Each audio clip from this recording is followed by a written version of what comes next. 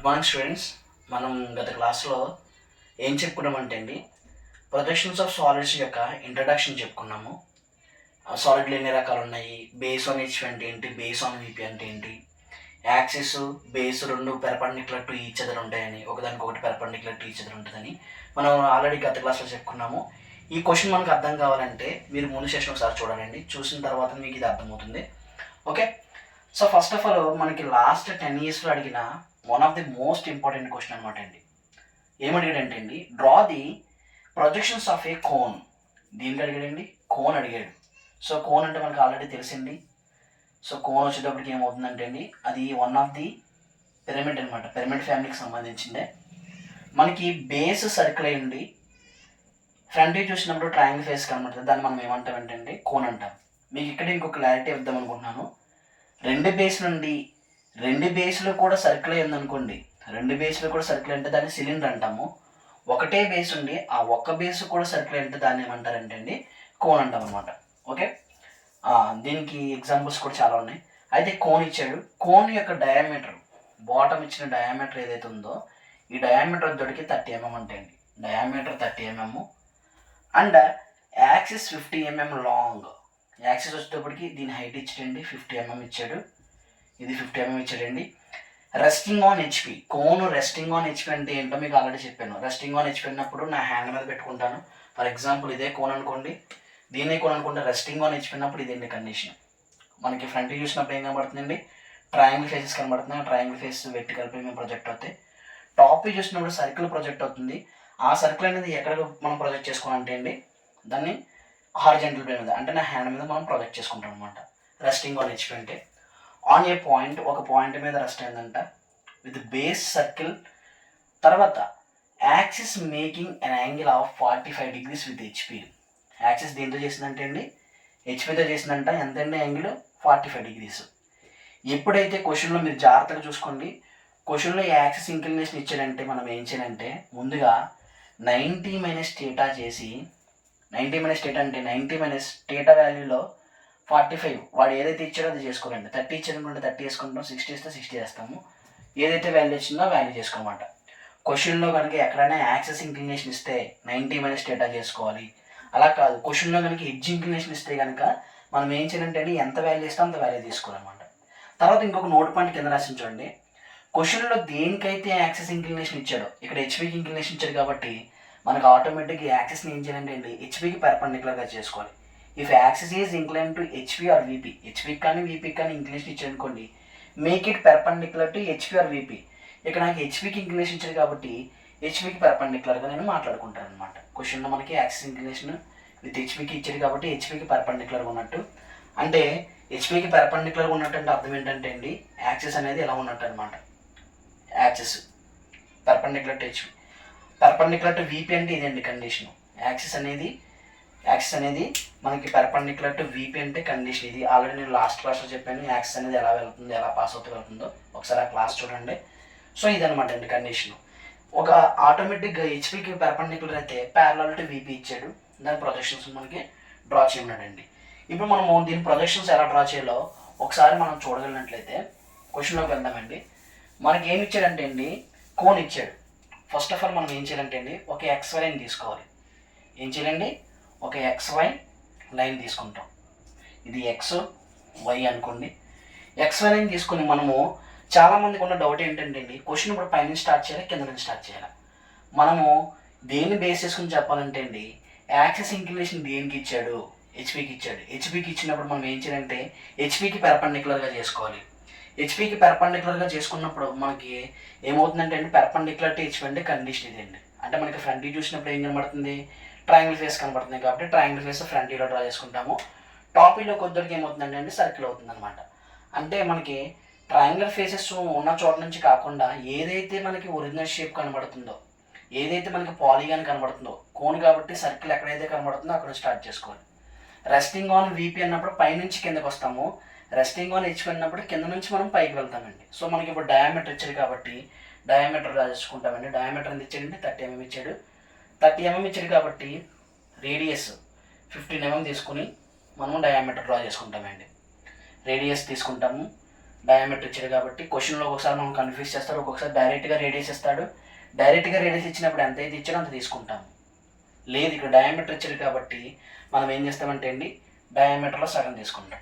తీసుకున్న తర్వాత ఒక హారిజెంటల్ లైను అండ్ అగైన్ ఒక వెర్టికల్ లైను రెండు డ్రా చేసుకుంటామండి. ఒక హారిజెంటల్ లైను ఒక వెర్టికల్ లైన్ రెండు డ్రా చేస్తాము. దాని సెంటర్ని ఏమనుకుంటామంటే ఓ అనుకుంటాము.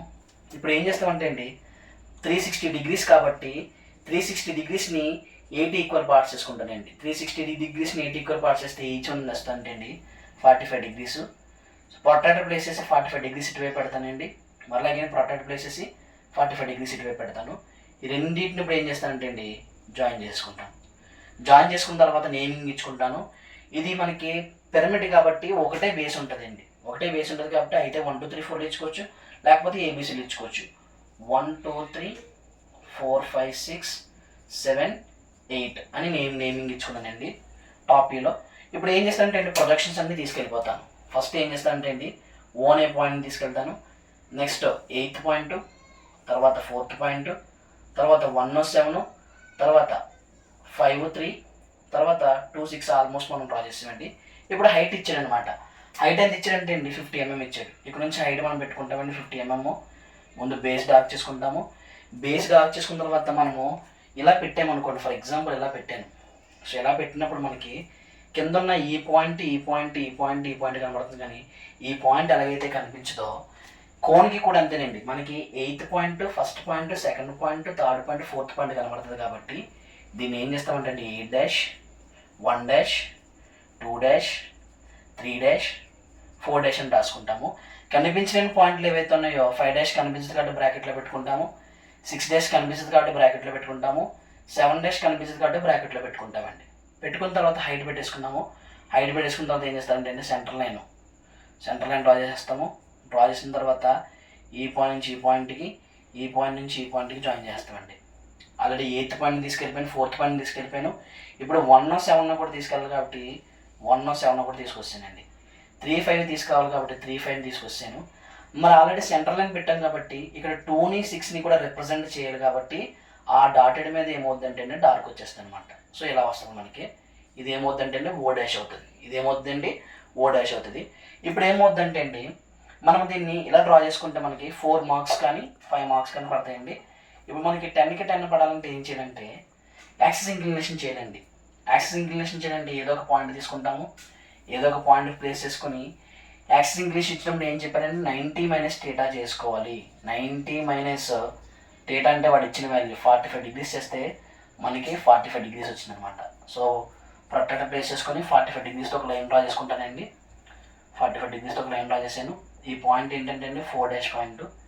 ఇప్పుడు 4 నుంచి 8 డిస్టెన్స్ తీసుకోండి సర్క్యులర్ తోటి తీసుకుని 4 సెంటర్ చేసి ఇక్కడ ఒక ఆర్క్ కట్ చేస్తారు. ఇది ఏమవుతుందంటే అండి 8 అవుతుంది. 4 నుంచి 3 5 డిస్టెన్స్ తీసుకుంటారండి, ఇక్కడ ఆర్క్ కట్ చేస్తారు. ఇది 3 ఆఫ్ 5 అవుతుందండి. తర్వాత 3 ఆఫ్ 5 నుంచి 2 6 తీసుకుంటారండి, ఒక ఆర్క్ కట్ చేస్తారు. 2 ఆఫ్ 6 అవుతుందండి. తర్వాత 2 ఆఫ్ 6 నుంచి 1 ఆఫ్ 7 డిస్టెన్స్ తీసుకుంటారండి, ఇక్కడ ఆర్క్ కట్ చేస్తారు. 1 ఆఫ్ 7 అవుతుందండి. తర్వాత ఈ డయాగ్రామ్ ఇక్కడ డ్రా చేయాలి కాబట్టి 4 నుంచి ఓ డిస్టెన్స్ తీసుకుని ఒక ఆర్క్ ఇలా డ్రా చేయండి. ఓకే, అగైన్ 8 నుంచి ఓ డిస్టెన్స్ తీసుకుని ఒక ఆర్క్ ఇలా డ్రా చేస్తారు. 2 ఆర్క్స్ ఇట్లా ఎక్కడైతే కలుస్తుందో దాన్ని ఓ అంటారు. 8 ఓ కలుపుతారండి. 8 ఓ జాయిన్ చేసేస్తాము. అలాగే ఓ 5 కూడా రెండింటిని జాయిన్ చేస్తామండి. జాయిన్ చేసిన తర్వాత రిమైనింగ్ పాయింట్స్ని కూడా మనము డైరెక్ట్గా ఓ కలిపేసుకుంటాము. ఓ ఈ విధంగా కలిపేసుకుంటాము. కలిపేసుకున్న తర్వాత నెక్స్ట్ ఏం చేయాలంటే అండి ప్రొజెక్షన్స్ కింద తెచ్చుకోవాలన్నమాట. ప్రొజెక్షన్స్ కింద తీసుకురావాలండి. ఓ నుంచి ప్రొజెక్షన్ తీసుకొచ్చాను, 8 నుంచి తీసుకొచ్చాను, 1 7 నుంచి తీసుకొచ్చాను, 2 6 నుంచి తీసుకొచ్చాను, 3 5 నుంచి తీసుకొచ్చాను, 4 నుంచి కూడా తెచ్చుకున్నానండి. ఇప్పుడు ఓ ఉంది కాబట్టి ఓ నుంచి ఓ వరకు వస్తాను. ఇది ఏమవుతుందంటే అండి ఓ అనే పాయింట్ అవుతుంది. నెక్స్ట్ వన్ ఎప్పుడైతే నేను ఓ నుంచి తీసుకొచ్చానో ఇక్కడ ఏముందంటే అండి 8 నుంచి ఒక లైను, ఇక్కడ నుంచి 8th పాయింట్, ఇక్కడ నుంచి 4th పాయింట్. నెక్స్ట్ అలాగా 1 3 నుంచి తీసుకొచ్చినప్పుడు ఇక్కడ నుంచి ఏమో వెర్టికల్గా 1, ఇక్కడ వెర్టికల్గా 3rd పాయింట్ వచ్చిందండి. హారిజెంటల్గా 1 3 తీసుకొచ్చాను. 2ని హారిజెంటల్గా తీసుకొస్తానండి. ఇక్కడ ఆటోమేటిక్ ఇక్కడ ఏమవుతుందంటే అండి ఇదేమో 2nd పాయింట్ అవుతుంది. అలాగే 7 నుంచి హారిజెంటల్గా తీసుకొస్తానండి. 7 డాష్ నుంచి వెర్టికల్ లైన్, 5 డాష్ నుంచి వెర్టికల్ లైన్ తీసుకొచ్చాను. తర్వాత 6 నుంచి ఒక వెర్టికల్ లైన్ తీసుకొస్తానండి. 6 డాష్ నుంచి వెర్టికల్ లైన్, 6 నుంచి హారిజెంటల్ లైన్ తీసుకొస్తాను. ఇది 6th పాయింట్ అవుతుంది. ఇప్పుడు ఏమవుతుందంటే అండి, లైట్ అనేది మనం పాస్ చేసామనుకోండి.